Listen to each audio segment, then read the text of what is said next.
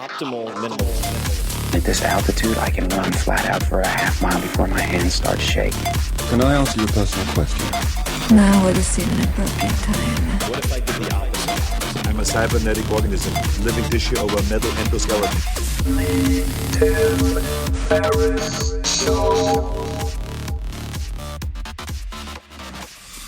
This episode is brought to you by AG1, the daily foundational nutritional supplement that supports whole body health. I do get asked a lot what I would take if I could only take one supplement. And the true answer is invariably AG1. It simply covers a ton of bases. I usually drink it in the mornings and frequently take their travel packs with me on the road. So what is AG1? AG1 is a science-driven formulation of vitamins, probiotics, and whole food sourced nutrients. In a single scoop, AG1 gives you support for the brain, gut, and immune system. So take ownership of your health and try AG1 today. You will get a free 1-year supply of vitamin D and 5 free AG1 travel packs with your first subscription purchase. So learn more, check it out. Go to drinkag1.com/Tim. That's drinkag1, the number 1, drinkag1.com/Tim.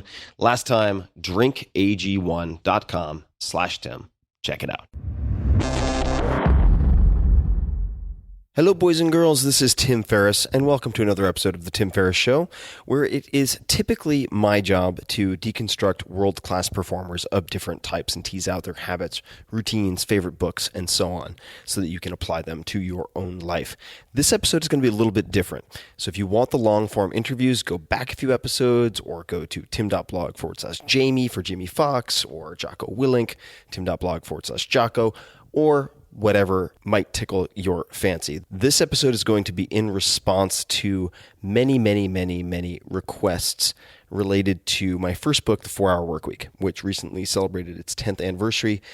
And thousands of you have asked me how I would update the 4-Hour Workweek today. And you've also asked why I have not already updated the 4-Hour Workweek, which I did do, in fact, 2 years after 2007 and 2009. But why haven't I since? And to answer those questions and many more, I sat down for an interview where I actually asked one of my friends, Adam, to interview me to discuss common questions, misperceptions, as well as how I would walk someone through the book today, what I might expand if I were to, at the age of 40 as opposed to 29, expand certain chapters and so on. So if that's of interest, then I think this episode will have something for you. And if not, the long-form interviews will return the very next episode. And as always, thank you so much for listening. I am not Tim Ferriss, but I am asking questions to Tim Ferriss. This is very meta. All right, Tim. More than 10 years ago, 4-Hour Workweek comes out. It's published. 10 years later, it is still the most quoted book on Amazon. Why has the book had such longevity? This is a curious question. The answer is, in brief, I'm not sure, but I would say that if I had to speculate and come up with something, I would say I wrote the book very personally to two of my friends.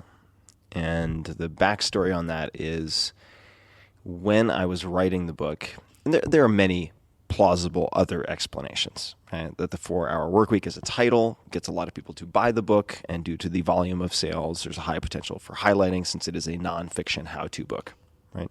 Whereas people are less inclined to highlight a fiction book, even if it is 1,000 times more popular than the 4-Hour Workweek. There are many plausible explanations, but if I had to take a stab at how the content or the writing style might contribute, I would say that when I started writing the book, and it was largely written in Argentina, went back to Buenos Aires, where I lived for 9 months in 2004, 2005, to write, and the first attempt failed completely. I had 4 or 5 chapters that were very academic. I was trying very hard to sound smart.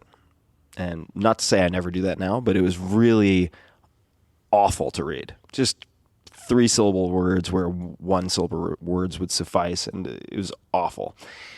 which I think I actually developed in college. I think that in the process of writing papers there, I developed that habit. So I threw out those 4 or 5 chapters. Then I went the opposite direction and tried to make it slapstick funny and really fast and loose. And it was equally bad, just for different reasons. And in part, both of those failed because I was writing for a broad audience. I was trying to write for as many people as possible. And I couldn't do it. Certainly couldn't do it well. Maybe other people can. So I sat down and actually opened up a window to compose an email and started, as a first draft at least, writing a chapter to 2 of my friends. One who was trapped in a company of his own making and felt like he couldn't leave. He couldn't kill his baby. It wouldn't run without him, etc., which was the exact situation I had been in.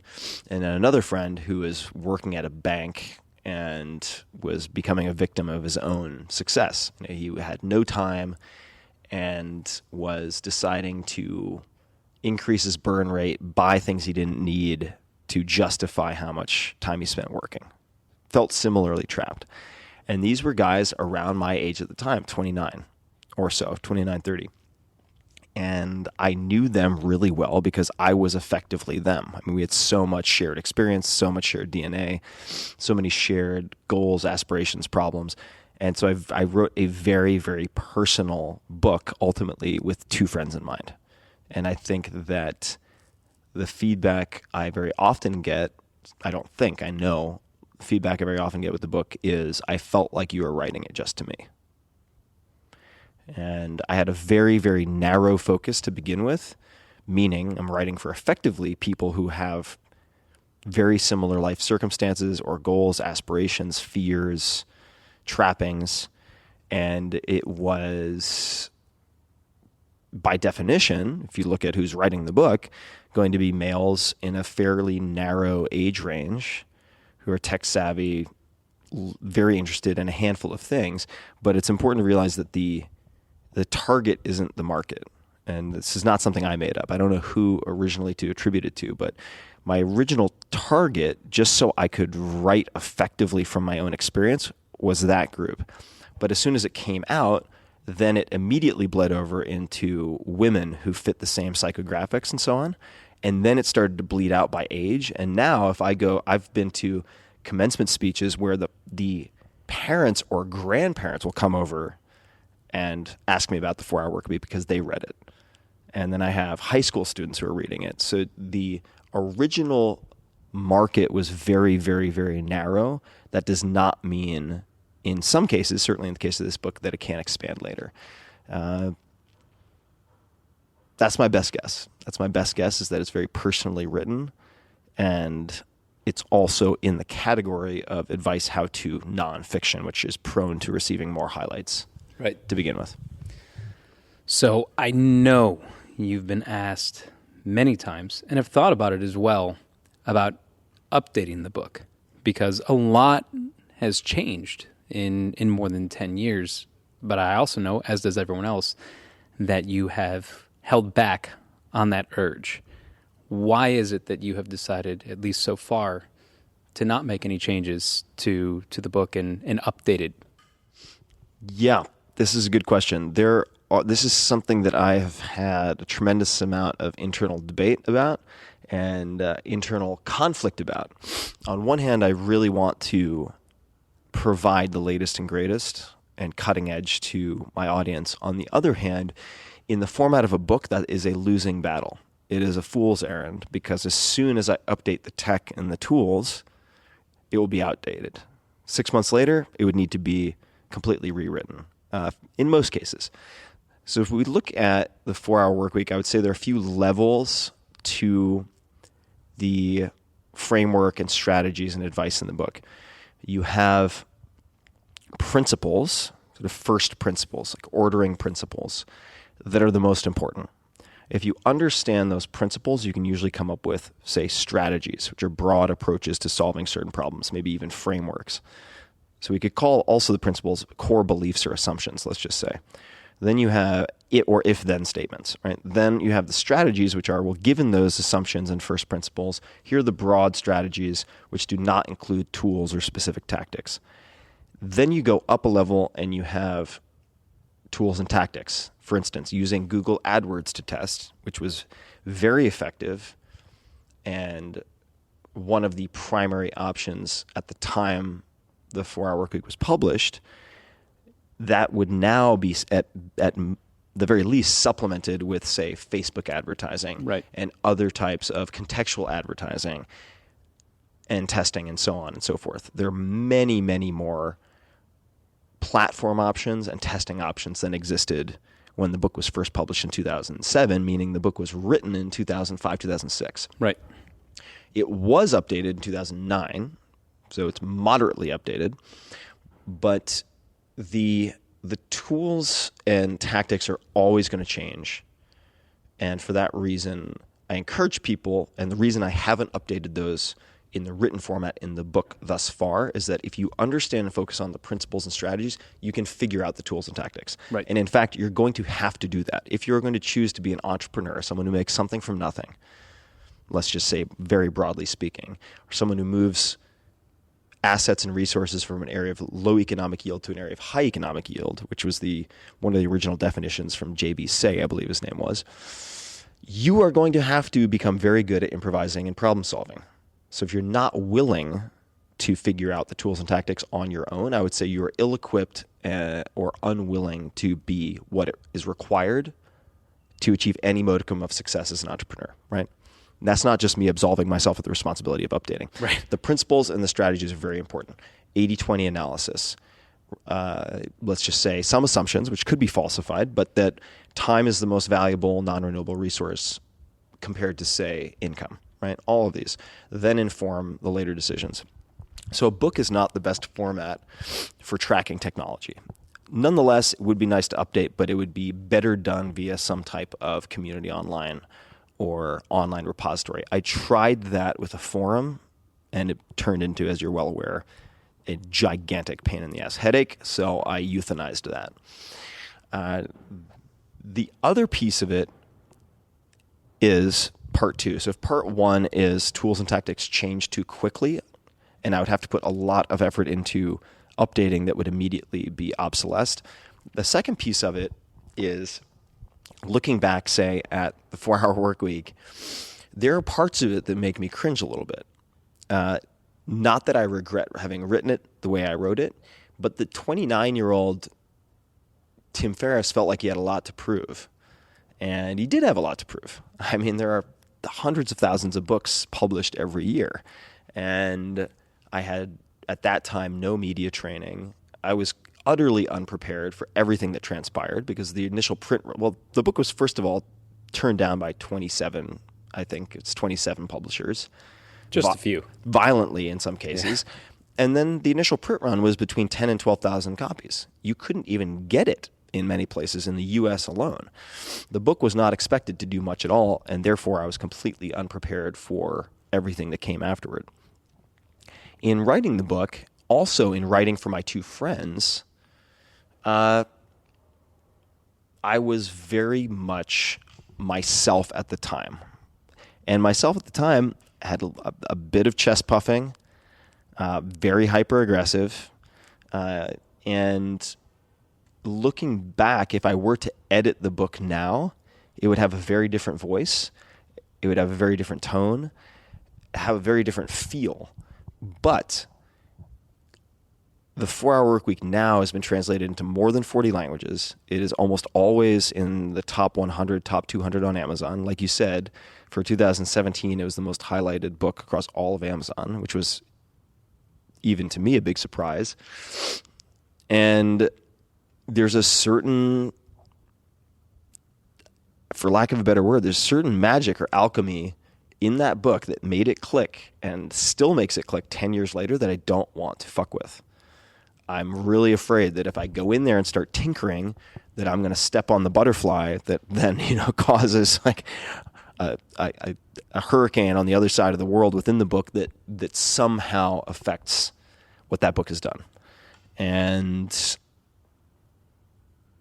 if it's not broken, I don't want to try to fix it. So that's another reason why, if we look at not just the tools and resources and so on, if I were to go into the book, I worry that I would tinker in a way that would damage it. And if people want to read the later Tim, they can. It's very easy. You just read the later books. Right.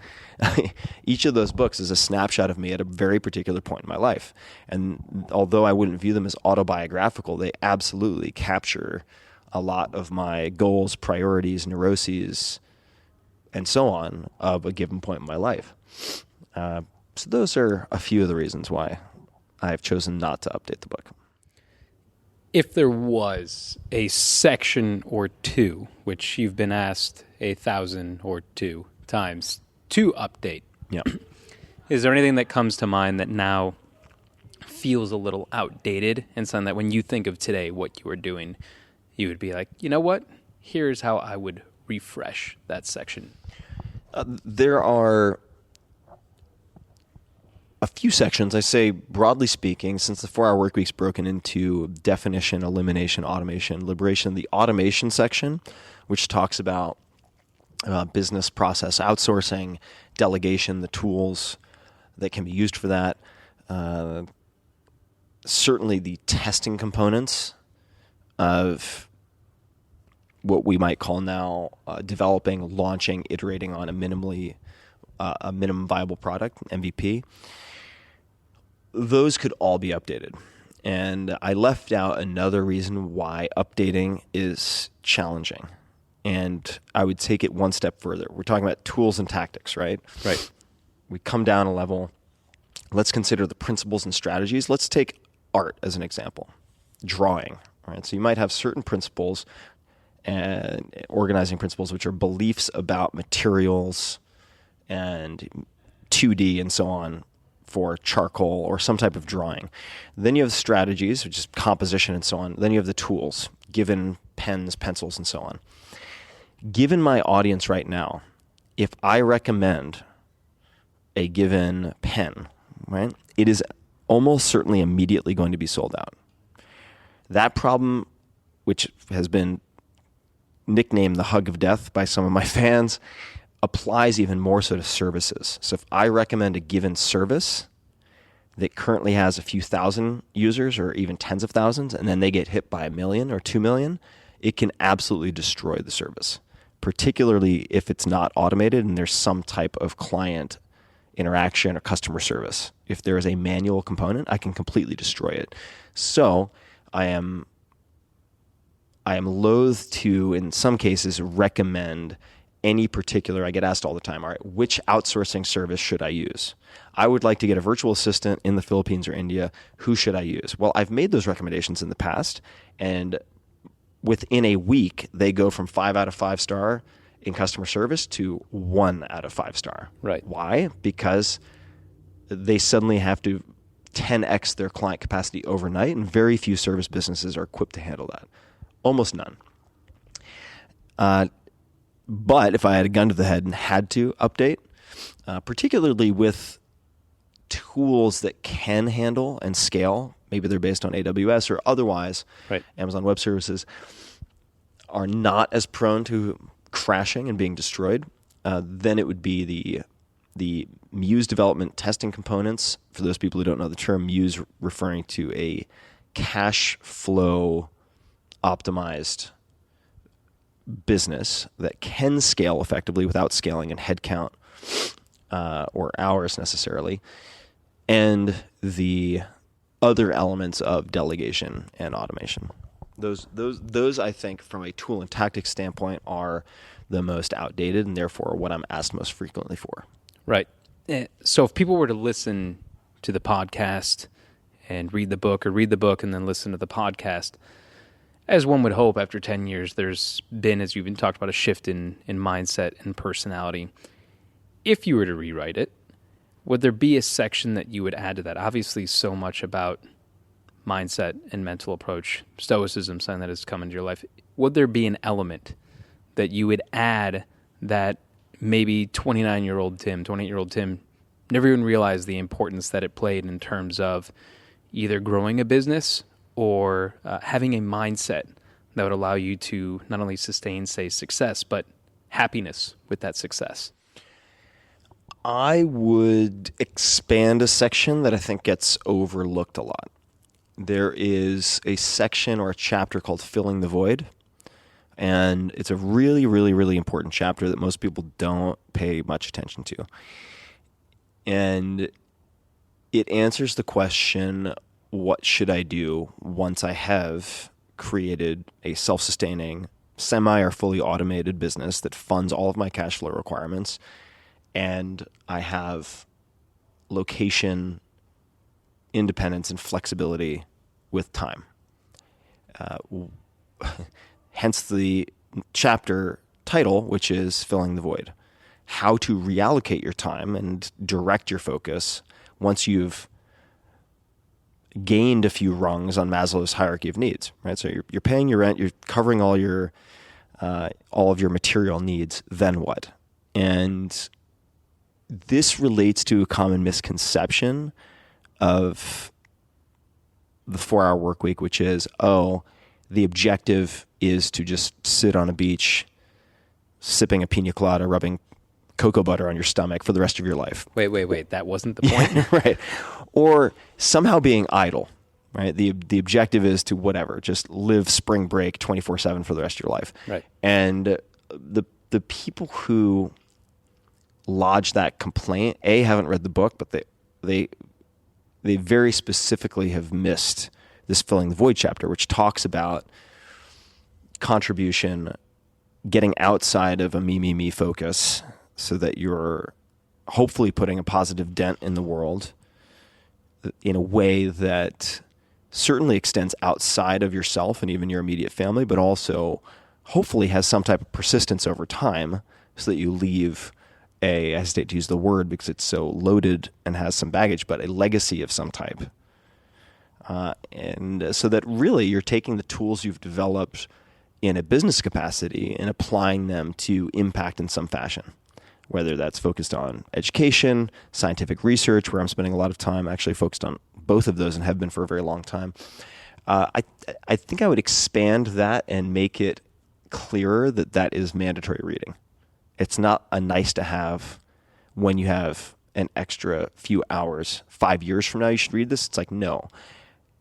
I expect that many people skipped it because maybe they don't expect to succeed, right? Right? They're like, hey, I'll cross that bridge when I get to it. I don't have to even think about it now. And the fact of the matter is, thousands, tens of thousands, hundreds of thousands of people have created these businesses, and then they fuck up that part, right? And they get, even in some cases, and this is really common, they're location independent. A lot of their friends have 9-to-5 jobs, and what started off as a party and a celebration, oh my God, I can't believe I figured it out, ends up being very, very lonely, and they feel really isolated, and they don't know how to address that. And the way you address that is by digging your wells before you're dry and thinking about that, filling the void, and starting to incorporate those pieces into your life before you end up in maybe a challenging emotional, psychological position where you're on your heels a bit. You end up being reactive or so set in your ways, even if you are technically financially independent, since you haven't filled the void with anything non-business related, you are just going to continue to work for work's sake. This is really common. This is the default. Right. For people who succeed in any capacity to the extent that they no longer need additional income or cash flow or liquid net worth. It's really common. It's very rare that you find someone who's been in sixth gear for a very long time who then retires and is really good at chilling the fuck out. Right. Not common. Learning to relax and enjoy other aspects of life and engage with people around you, friends and community, or build community, those are skills you have to practice and develop. Just like you need to develop and practice the skill of split testing for headlines or anything else. It's not a default ability that you have as soon as you hit stop and so-called retire or do something like that. So I would spend a bit more time on that. I think that is the chapter that I was qualified to write at the time, but I'm much more qualified to write now because I've had so much more practice. I've just had put on a lot more mileage and done a lot more experimentation, and have had the ability to observe dozens and hundreds at this point of mega successful people who have grappled with some of these issues that can be really existential for someone. If the business has been your identity for a long time and all of a sudden you want to replace that, if you don't have a compelling replacement, you will just continue working because you don't want to sacrifice that identity. And how can someone possibly prepare for that? Because I think what, and you can correct me if I'm wrong, is probably been amazing for you to see is the number of businesses and success stories that have born out of 4-Hour Workweek. You obviously expected that when you wrote it, it would be able to help people. But over 10 years, the number of huge businesses that have been started out of thin air, it's not even like you were accelerating. People quit their job, started this, and it built out of nowhere. How do you take someone who's just like, maybe this could work, and then they do it, and then next thing they know, they do it because they want to believe, but they probably don't believe in the first place. But as you said, if you don't have that preparation, you might wake up one day and find yourself in a position that you're not prepared for. So when someone comes into this with the mindset, I want to give this a try, it's like when people want to lose weight. Mm-hmm. Everyone wants to lose weight. Everyone wants to make more money. But very few people actually believe, and then they follow the steps and they get there and they're like, oh, what now? Yeah. Well, how do you build a mindset that is prepared for a reality that a part of you probably doesn't even think is real? I would say in the beginning, aside from making sure you're exercising and taking care of the highest value asset you have, you're going to need to throw a lot against the wall with the business to figure out what works. You can't do an 80-20 analysis if you don't have anything to analyze. Right. So you're going to have to try many things to figure out what you're good at, what you're enthusiastic about, and to succeed and endure respectively. You need both. You have to have endurance and you have to have ability.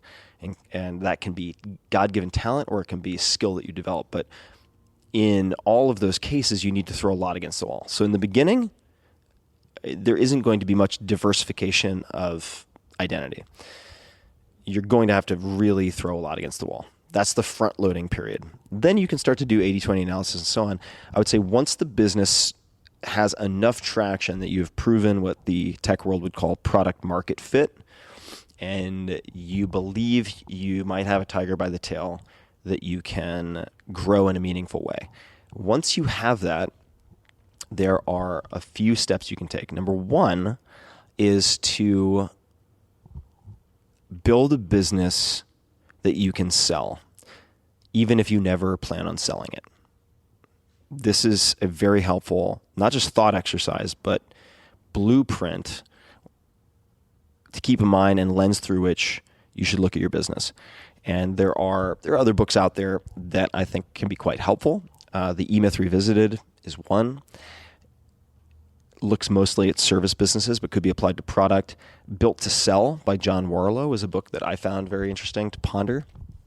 And when you start to look at your business as another product that you are going to ultimately sell, you remove single points of failure, key man or key woman risk. You begin to really emphasize process instead of just results, which you can get. I mean, if you're a type A super driven person with some ability and some numeracy, so you can analyze things well, you can white knuckle your way to a fair amount of money. But you might be rewarding a really unsustainable bad process because you're getting good results. And not only does that not scale, it's unsustainable. You will burn out, or most people will certainly, or you'll be miserable. And you most certainly can't sell it unless you want to be attached to it forever. And I would view that as lens/step number one is once you have some traction and you believe that you can pour gasoline on something that is already working, okay, now let's take a step back, look at your org chart. You don't need a lot of headcount. It could still be a one-person business, but how can I automate certain things? How can I empower, say, freelancers or fulfillment centers, companies I work with to make autonomous decisions, and otherwise create recipes and policies that replace me as a bottleneck that needs to make one-off decisions over and over and over again.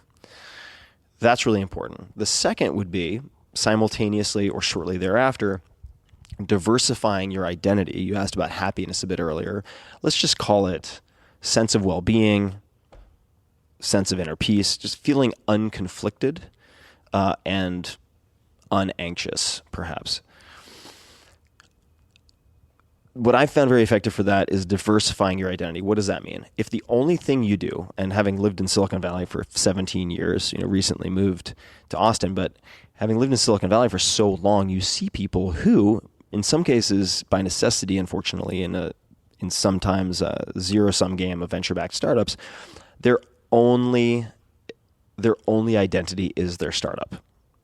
And if the startup has a good day, they have a good day and they feel good about themselves. If their startup has a bad day, they have a bad day and they feel badly about themselves. And there are factors outside of your control when you run a business, clearly. There are many factors within your control, but there are many, many factors outside of your control. Macroeconomic climate, stock market, the amount of disposable income that your customers may have. If you're heavily weighted with, say, a handful of distributors or clients, and they represent a large percentage of your sales or income, also a palpable risk factor, right? And who knows? Like for instance, I had an experience when I was running one of my first businesses, and one of my primary customers had a key man risk, i.e. a president who made a lot of decisions. He had a heart attack, needed emergency surgery. And the second in command, who was effectively the default succession plan, said, "Hey, we need to stop a bunch of what we're doing just to get back on our feet," which is totally understandable. But it put my business into a very reactive, precarious position. Right? All right. So thinking through all these, but where I'm going with that is, if you are building a muse or a business that is based on the principles and strategies and so on in the 4-hour work week in some capacity, I would encourage you to diversify your identity, which means having, say, a consistent physical practice that is goal-based. So when I was writing the 4-hour body, I had a deadlifting protocol, among other things, based on what sprint coach Barry Ross and also Pavel Tsatsouline, what they had taught me related to developing maximal and relative strength in the deadlift. And if I had a really tough week with my book, so authors do this too. They go into this cave, which is book deadline. And if they make progress on a book in a week, they have a good week, they feel good. If they do not make progress, they hit a roadblock or are simply having difficulty writing, it can throw them existentially into a really dark place. But, all right, had a terrible day writing, but put 10 pounds on my deadlift, good day. All right, so you have now multiple silos independent silos within which you can win. All right, so you could have, let's just say, startup or book. Then you have something exercise-based, could be rock climbing, could be Brazilian Jiu-Jitsu, acro yoga, it doesn't matter. Something consistent, ideally with other people, all right? Not in your garage gym, which I had at the time, but I chose to go to a rock climbing gym where they also had weight training facilities to be around other people. This is undervalued. And then the next piece could be anything. Could be voice lessons, could be a musical instrument, could be some type of artwork. It doesn't matter. But these are 3 independent silos or more. I usually have 2 or 3. So that if one of these fails, it's self-contained, right? Sort of like on any type of cruise ship or large seaborne vessel at this point, you will have compartments so that if something terrible happens, it gets punctured by an iceberg or something like that, the whole ship doesn't go down. It is a self-contained, controllable set of damage, right? And I think that you can view your identity very similarly, and you want to set that up before you need it. Do not wait until your single silo fails to then try to build the other 2. You have to preemptively put it in place. Right. So those are a few of the things that I think about and have implemented quite a bit for myself, and that I've seen successfully implemented by other people. I would call you overall insatiable when it comes to the things that you want to do, the goals that you want to achieve, and the speed and level of achievement that you want to achieve them in. Mm-hmm. I imagine it was the same way when you were writing this book, but I also know that you are much more reflective. What would Tim Ferriss right now tell the Tim Ferriss who is writing 4-Hour Workweek, knowing right now the success the book has had, how many people it has genuinely helped, and the difference it's made overall to so many people's lives? I think this is going to be a very dissatisfying answer. That always works. I don't think I'd tell him anything until the book was done. Because, and this is a dissatisfying answer that a lot of my interviewees on the podcast give me. And I'm always like, come on. But they're like, hey, much like me with my hesitancy to go back and edit the 4-Hour Workweek, it's like, I don't want to step on that one butterfly that then changes everything, the entire trajectory. And if you think about it in a given day, I remember I was contemplating this at one point. We think of life changing as big events.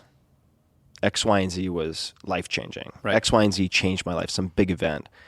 But almost every decision, every act you take at every given moment in a day is, by definition, life changing. You choose to breathe in a certain way, or hold your breath, or drink coffee instead of water. These are all life-changing events. If you were to look at two parallel movies of your life, choosing to take an Uber versus walking, I mean, these can all change your life. So I don't underestimate the impact of seemingly small changes. I wouldn't say anything to him until he had finished the book. Even then I might say nothing, but if I were to tell him anything at maybe a few critical junctures, I'd say everything's going to be okay. You can probably get what you need done, but dial back the anxiety and worry at least 20%. I don't think Tim of 29 would have listened. I would agree. But nonetheless, maybe I would say something like that. What I would probably say to Tim at multiple points is something that came up in Tribe of Mentors, my last book, repeatedly, which was there have been multiple points where I have felt like a failure or have experienced what from every vantage point objectively looks like a business failure or a publishing failure or a huge mistake, gigantic fuck up. And something that came up a lot in interviews for the last book was sometimes you need life to save you from what you want so you can get what you need. And this is another reason why I now ask so many people, what is your favorite failure? Meaning a failure that in retrospect set you up for a much larger success later. And I've really suffered from overly fixating on and worrying about what seemed like failures. That's caused me a lot of pain. And both in the present moment and looking back at it and wondering about the persistent effects of that so-called failure. So I think I would say, hey, I know this seems like a catastrophe at the moment, but this is actually going to open a door that you can't even imagine right now to greater opportunities. And that might sound like some bullshit, shallow, motivational speaker nonsense. But like, in fact, like, trust me, I can't tell you what it is, but just like, this is going to serve you. And that's true. I mean, if you look back at, for instance, the very difficult experience, which was publishing The 4-Hour Chef, and I won't go into great detail about this, but it was an incredibly difficult book to write. I'm very proud of it, but almost killed me. I mean, physically, it was one of the most difficult books to write, put together, very complex, a lot of moving pieces. It was because it was published by Amazon and was the first major acquisition by what was then announced to be Amazon Publishing. It was boycotted by everybody, Barnes & Noble, indies, big box retailers. People wouldn't carry it. And it was an extremely painful, let's just say 2 to 3 years for me. And I was burned out. I was completely burned out. So I was really just depressed and demoralized and felt like hiding from the world during and after that experience. I was so burned out that I decided to take a break from writing, and I decided to do something lighter because during the promotion of The 4 Hour Chef, even though the book didn't perform the way I'd wanted it to, I had this experience with a new format called podcast. And I was interviewed by Mark Maron and Joe Rogan and the Nerdist gang, including Chris Hardwick. And I had so much fun during those podcasts, and I could be myself, and we could get into the weeds because it wasn't 2 to 3 minutes on television. I wondered to myself, what if I tried that and just like those guys, edit very minimally and use it as an opportunity to get better at asking questions, to get rid of some of my verbal tics, and use it as an excuse to talk to more interesting people and record it and be more social because I'm prone to isolating myself. Why not? Why don't I give that a shot and try it for 6 episodes? So if I hadn't had what I considered a complete catastrophe at the time, this podcast wouldn't exist, which has turned into something arguably much bigger than all of my books combined, at least based on feedback from listeners and certainly based on monthly reach. That's one of many, many examples. So I think I would say, look, just trust me because I'm your future you, so I know more than you do, actually, kid. This seems like a mess, but you need life to save you from what you want sometimes to give you what you really need. And trust me, like this apparent failure is going to give you like 100x on the flip side. Just be fucking patient and don't do anything stupid and self-destructive because you're really depressed and sad right now. That's what I would say. And how important is that the failure can really happen at any point?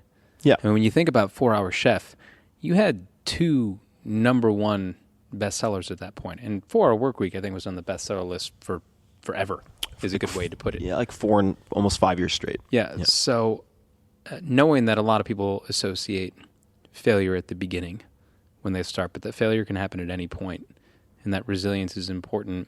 How much is that almost even a lesson that needs to be applied to 4 Hour Workweek with someone is picking it up or going back or thinking about giving some of the recommendations a try? I think resiliency, as you said, it's something that you've learned, but is it something that you can prepare for as you try to start something new, which is scary for anyone? There are many ways to practice it, many ways to train yourself. I won't beat a dead horse on Stoicism since I've certainly talked a lot about it, but Stoic philosophy, Seneca, Marcus Aurelius have both been very, very helpful. And for those people who have no familiarity, I'm not going to get into it, but you can Google Tao of Seneca. I put together a gigantic compilation that contains some of my favorite writing. It's available for free as an ebook. You can find it easily, Tao, T-A-O of Seneca. But everyone from Bill Belichick, right, competitor supreme, certainly in the football arena, to George Washington, Thomas Jefferson. I mean, you go through prisoners of war from Vietnam War and other periods have all cited, or in some fashion. Actually, Bill Belichick hasn't personally cited, but I know that the Patriots, Seahawks, and so on, at every possible level, have consumed Stoicism as a means of competitive advantage. But in terms of developing resilience and tempering emotional reactivity so you can make better decisions, that's a fantastic tool. It's really a toolkit, so that's one. In general, I would say on a daily basis, and this is especially true for me in the last 6 months, actually with the help of Tony Robbins, who I've gotten to know over the last few years. And Tony's one of those people who, it's easy to be skeptical of Tony. I've always been a fan. I mean, my very first business was a byproduct in part of listening to Personal Power 2, which I bought used at a used bookstore and listened to in my crappy, hand-me-down, piece of shit green minivan, which my coworkers affectionately nicknamed the Molester Mobile. Thanks, guys. Not because I'm a molester, but because it was a fucking beat-up minivan that looked like something out of Silence of the Lambs, and had the seats stolen out of the back, which didn't help matters. Long story. Anyway, I would get stuck in traffic on 101 in the Bay Area, which anyone who's done it knows sucks.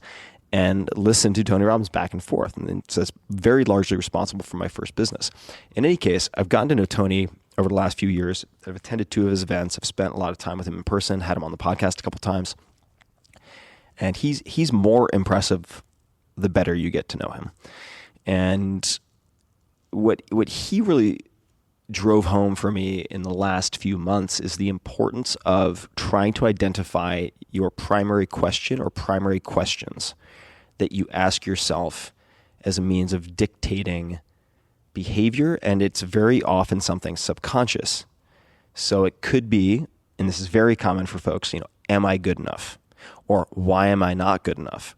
Or what the fuck's wrong with me? Like, these are very common default questions that, unsurprisingly, then result in many types of debilitating thought patterns, neuroses, sabotaging behaviors in relationships, whatever it might be. And spending time, and Tony's the right guy to look to for direction on that. I'm not going to do it justice here, but figuring out your default questions and then crafting new default questions. So my default question, or one of my default questions now that I try to revisit on a daily basis, because again, you have to practice this stuff. It's not like you just decide, write it on a piece of paper, and then your life is changed forever and your behavior's upgraded indefinitely. No, you have to practice this stuff. Is, how can I even more so appreciate this as a gift? All right, and there's a bit more nuance to it, but let's take a simple version. How can I appreciate this as a gift? And specifically, that is to be used when you are frustrated, when someone is challenging you, when you get an email or a phone call you hate that throws you into a tizzy, when things happen that you would normally look at as a problem, or perhaps at best a challenge. Like, how can you view this as a gift? Oh, you're stuck in traffic, you're going to miss your flight? Okay, this is a chance to practice, because guess what? You're missing your fucking flight no matter what. So how can you view this as a gift? Like, what is this an opportunity to do? That is another way to develop an ability to reframe quickly that is incredibly pragmatic and incredibly effective for becoming less reactive and more able to be responsible in the sense of response able. You're choosing your response. And that, perhaps more than anything else, if you want some semblance of well-being or a feeling of inner peace, it is that. It is not, by the way, if you look at a lot of the noise and craziness right now in the media cycle, there are many people who are training themselves and encouraging other people to try to make everyone in the world change their behavior, to make everyone other than themselves less offensive, right? This is the opposite of making yourself resilient. It is much more practical and possible to train yourself to be less easily offended, to train yourself to reframe so that you can take people, many of which are never going to change their behaviors, and repurpose what they might present you with as an opportunity or a gift. This doesn't mean you don't call out terrible behavior. It doesn't mean that at some points you don't put on brass knuckles, metaphorically speaking, and like deck someone in the face. Yeah, there are times when you fight. But if your default is always fighting, not a good approach. You're not going to have the stamina or the strength to actually fight the larger necessary fights, and you're going to exhaust yourself, and you're going to alienate people.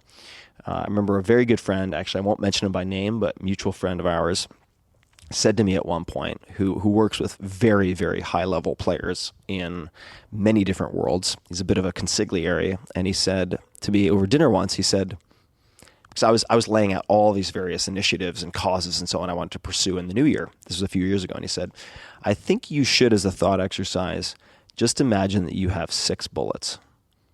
You have a revolver with 6 bullets, and that's all you get to spend over the next year or two. You have 6 things you can take really seriously and do very publicly. That's it. So pick those very wisely, which is not unlike Warren Buffett's approach to saying, here's your card. You have 10 hole punches. Those are the investments you get to make for the rest of your life. just as a means of pumping the brakes and making better decisions, I think that's a useful way to think of things. So those are a few things that come to mind. I will not make you do a request of your audience or ask you what will go on your billboard, but I will ask you that if someone were to go back and reread the 4-Hour Workweek, or if they were to pick it up for the first time, as you mentioned, tons of people are still discovering this book, which is, I think, part of the beauty of it. What would you tell them to keep in mind as they're reading through it to really make it or allow it to have the greatest impact on them? I would say a few things. Number one is that if the brash, aggressive Tim Ferriss annoys the shit out of you at points, you're not alone. And try not to throw the baby out with the bathwater. Meaning, I am conveying in that book principles, strategies, approaches that I have collected from other places and other experts. So if for whatever reason the tone annoys you, try as an exercise to absorb the message without getting obsessed with the messenger. Number one. And for what it's worth, that's not true for a very high percentage of people. But there's some folks, for whatever reason, many valid, I'm sure, find the tone, particularly in the first maybe chapter or two, to be a little off-putting. So just go into it maybe expecting that and ride it out. Second, I would say that the tools and practices, like the fear-setting chapter and the fear-setting exercise, 80-20 analysis, these are not one-and-done practices. These are practices like having blood work done every quarter or once a year that you repeat over time and that become more and more valuable over time the better you get at implementing them and the better versed and more nuanced you become in using them. That's what I would say. Those are two. And then last, perhaps, which relates to everything we've been talking about, is focus first and foremost on the different reframing of assumptions about life and principles, the core tenets of the book, the strategies, and don't get overly distracted by the tools and tactics. So if you're not interested in building your own business or building a business along the lines of what is described in the book, that's fine. Just focus on the higher level concepts. And this has been applied by many, many, many people. I mean, if you look at some of the most successful venture capitalists or billionaires who certainly do not have what they would consider a 4-hour work week, nonetheless, a lot of them have read this book and been quoted in the New York Times and other profiles that are out there. You have people working in, say, education or defense contractors or even attorneys who have read the book and operate at a very high level, who are applying the principles in some fashion, maybe just 10%, and seeing very dramatic results, but not building a business. So don't get fixated on the type of pen that is being used or the type of crayon that's being used. Look at the concepts of composition and then the principles of drawing and artwork, and learn those because they are transferable to many different areas. Awesome. Thank you, Tim. All right. Yeah, my pleasure. Thanks for hanging out. Hey guys, this is Tim again. Just a few more things before you take off. Number one, this is 5 Bullet Friday. Do you want to get a short email from me? Would you enjoy getting a short email from me every Friday that provides a little morsel of fun before the weekend? And 5 Bullet Friday is a very short email where I share the coolest things I've found or that I've been pondering over the week. That could include favorite new albums that I've discovered. It could include gizmos and gadgets and all sorts of weird shit that I've somehow dug up in the world of the esoteric as I do. It could include favorite articles that I've read and that I've shared with my close friends, for instance. And it's very short. It's just a little tiny bite of goodness before you head off for the weekend. So if you want to receive that, check it out. Just go to 4hourworkweek.com. That's 4hourworkweek.com, all spelled out, and just drop in your email, and you will get the very next one. And if you sign up, I hope you enjoy it.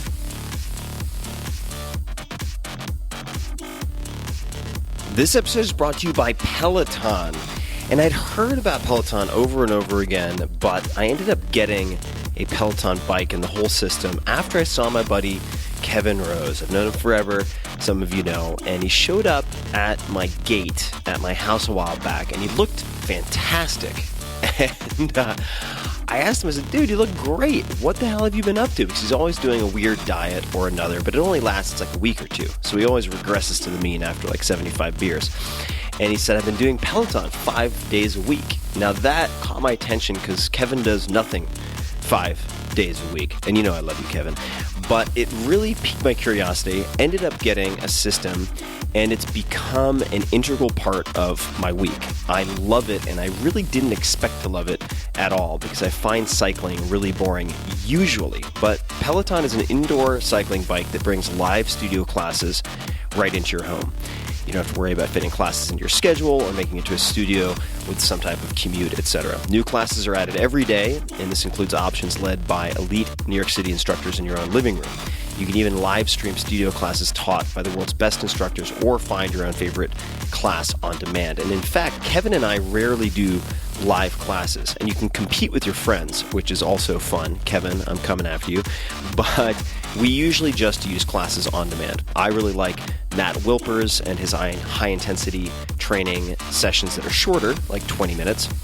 And I think Kevin's favorite is Alex, and everyone seems to have their favorite instructor, or you can select by music, duration, and so on.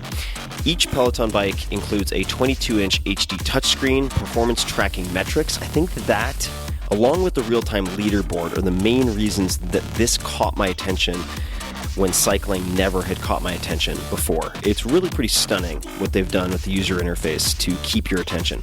The belt drive is quiet, and it's smaller than you would expect, so it can fit in a living room or an office. I actually have it in a large closet, believe it or not, and it fits with no problem. So Peloton is offering all of you guys, listeners of the Tim Ferriss Show, a special offer, and it is actually special.